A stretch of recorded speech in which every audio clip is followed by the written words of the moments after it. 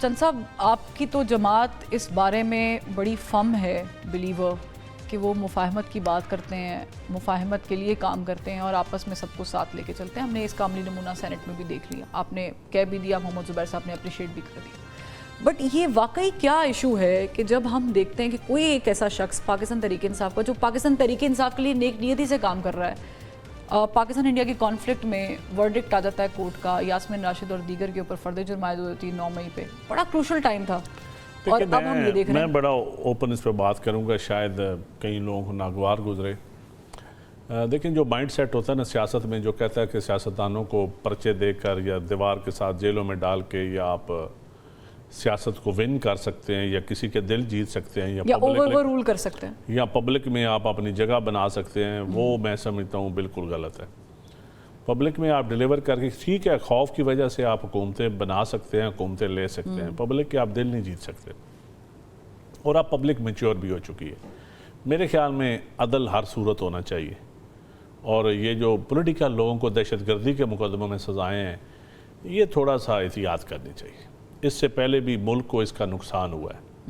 شہید ذوالفقار علی بھٹو سے لے کے یا پہلے اب بنگلہ دیش سے لے کے شہید ذوالفقار علی بھٹو کے بعد آج میں سمجھتا ہوں اگر آج 2025 میں بھی ہم اس جگہ پہنچے ہیں کہ ہم صرف رول آف لا کی راستے میں اور یہ ہم دہشت گردی کے مقدمے میں سزائیں سیاسی لوگوں کو، میں تو سیاستدانوں کو دہشت گرد سمجھتے ہی نہیں ہوں. آپ سمجھتے ہیں کہ اگر یہ میں سمجھتا ہوں جس دن سیاستدان دہشت گرد ہو گیا پھر سمجھے پھر سیاست یہ بند کر دینی چاہیے الیکشن کرانا. کیونکہ سیاستدان سافٹ ٹارگٹ ہے نا، تو سافٹ ٹارگٹ ہے تو سافٹ ٹارگٹ کا فائدہ بھی سیاستدان ہی اٹھاتے ہیں. بینیفیشری وکٹم بھی سیاستدان ہوتا ہے، بینیفیشری بھی ٹرائل بھی ان کا چلتا ہے. تو میرے خیال میں ہمیں سیکھنا چاہیے کہ جو شہید ذوالفقار علی بھٹو کے ساتھ ہوا، شہید بی بی کے ساتھ ہوا، پھر میاں نواز شریف کے ساتھ ہوا، پھر اب عمران خان کے ساتھ جو کچھ ہو رہا ہے یا ان کی تو آپ سمجھتے ہیں جو بچڑ صاحب کے ساتھ ہوا ہے وہ قابل مذمت ہے؟ نہیں، بچڑ میرا تو ذاتی تعلق بھی ہے اس فیملی کے ساتھ، شریف آدمی ہیں. اور عدل ہر صورت، بچر صاحب ہوں یا ندیم افضل ہو یا زبیر صاحب ہوں، عدل لوگوں کو نظر بھی آنا چاہیے. ادروائز آپ بغیر عدل کے کسی کو آپ سزائے موت بھی دیں گے تو کیا کر لیں گے؟ آپ اس کو مار دیں گے لیکن آپ تاریخ میں اس کو زندہ رکھیں گے. پھر لیکن اس سے ہم ایک لوگوں نے مار دیا، شہید ذوالفقار علی بھٹو کو پھانسی دے دیا، کیا شہید بھٹو مر گئے؟ آج بھی زندہ ہیں. کئی لوگوں کو کیوں آگ لگتی ہے جب آج بھی ہم جیے بھٹو کہتے ہیں؟ وہ زندہ ہے بھٹو، آج بھی اس کی سوچ زندہ ہے.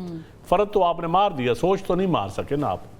تو میرے خیال میں یہ ابھی بھی یہ سیاسی وکٹمائزیشن، اس میں بار بار کہتا ہوں کہ یہ میاں نواز شریف صاحب اور آصف علی زرداری صاحب کا یہ رول ہے کہ بٹھائیں ان کو سب کو اکٹھا اسٹیبلشمنٹ سمیت. لیکن پھر تو عمران خان صاحب کو بٹھانا پڑے گا. نہیں، عمران خان کو بھی بیٹھنا چاہیے.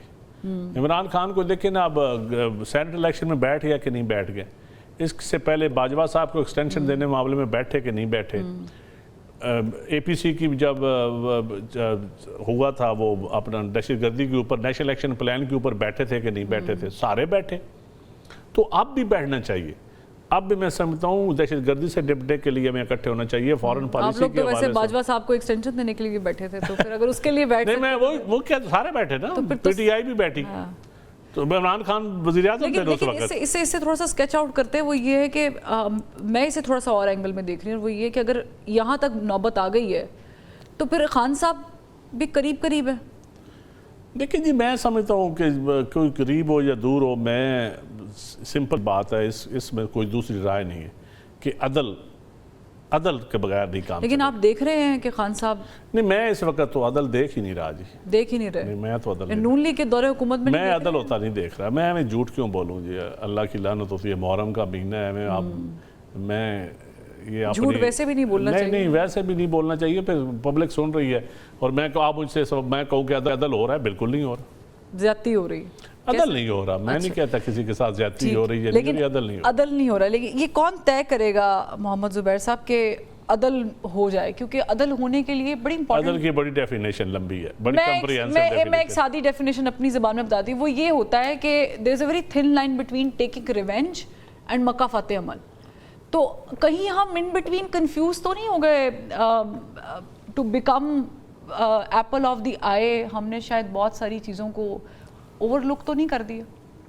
لیکن ایک تو جس طرح ابھی چند صاحب نے کہا کہ وہ باجوہ صاحب کو ایکسٹینشن دینے کے لیے سب نے ووٹ کیا تھا.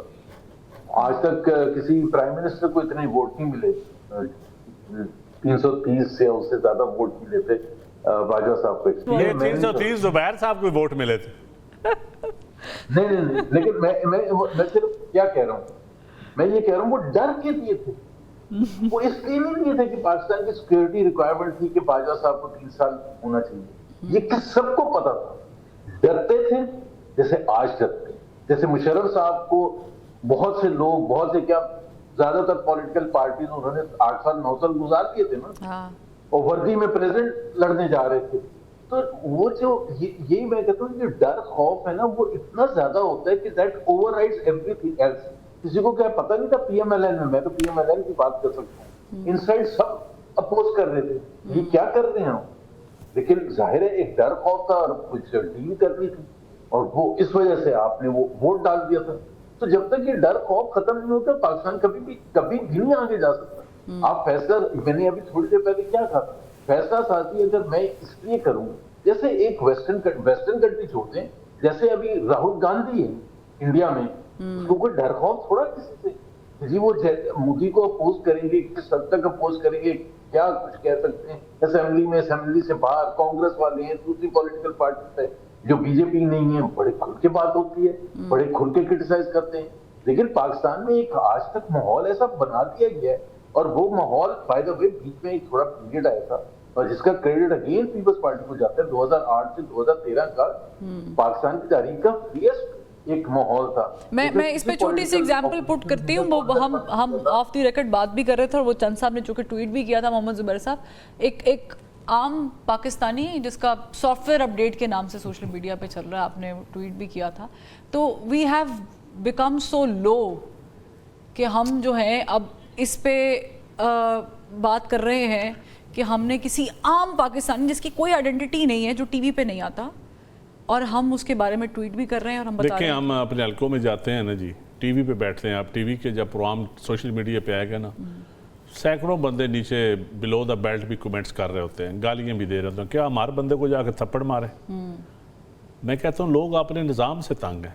لیکن یہ نوبت آئی لوگ اپنے لوگوں کو نظام, لوگ اس بجلی کے بل سے تنگ ہیں, اس گیس کے بل سے تنگ ہیں, عدل نہ ہونے سے تنگ ہیں, اپنے بچے بے روزگار ہونے کی وجہ سے تنگ ہیں.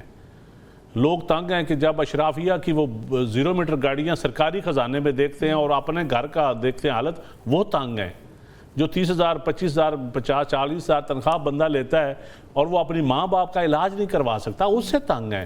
اور ایک طرف آپ سارے خاندان کا مفت علاج ہو رہا ہوتا ہے, اور اوورسیز بھی کروانا چاہے تو مفت علاج ہوتا ہے.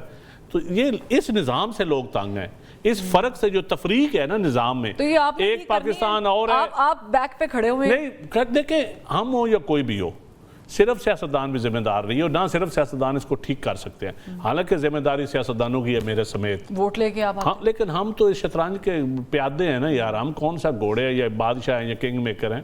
اصل تو جو طاقتور لوگ ہیں, جو اشرافیہ ہے اوپر ایک رولنگ ایلیٹ ہے, اصل تو ذمہ داری ان کی ہے. ٹھیک, لیکن آپ سمجھتے چلیں, میں لاسٹ منٹ چل رہا ہے, ایلیٹ کیپچر سوسائٹی, طبقاتی فرق جو ہے نا اس ملک میں, سرمایہ داروں کے ہاتھوں سیاست آپ نے دے دی ہے. How and why we vote politicians and we still believe in democracy and the parliament, تاکہ یہ جو رفٹ ہے یا جو ڈیفنس ہے یہ ختم ہو. لیکن thank you so much محمد زبیر صاحب for joining us. Thank you so much Ansar صاحب, آپ نے بھی جوائن کیا.